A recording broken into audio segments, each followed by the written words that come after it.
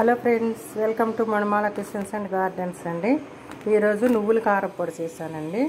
పావు కేజీ నువ్వులు శుభ్రం బాగా చేసి వేయించేసుకోవాలండి. దోరగా చిటపటమనేలాగా వేయించి పెట్టుకోవాలి, చల్లార్చుకోవాలి. దానిలోకి ఒక 10 ఎండుమిరపకాయలండి, ఒక 2 స్పూన్లు జీలకర్ర, 3 స్పూన్లు ధనియాలు, ఒక 10 వెల్లుల్లి రెబ్బరేకలు. జీలకర్ర, ధనియాలు, ఎండుమిర్చి కొంచెం వేయించుకోవాలండి. ఇది చల్లారిన తర్వాత ఫస్ట్ మిక్సీలో జీలకర్ర, ధనియాలు, వెల్లుల్లి వేసి మిక్సీ పెట్టుకోవాలండి.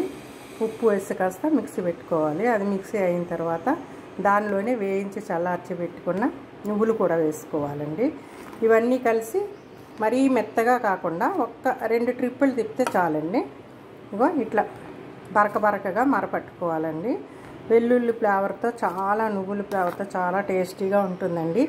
ఈ కారపొడి 1 మంత్ వరకు పనికొస్తుంది.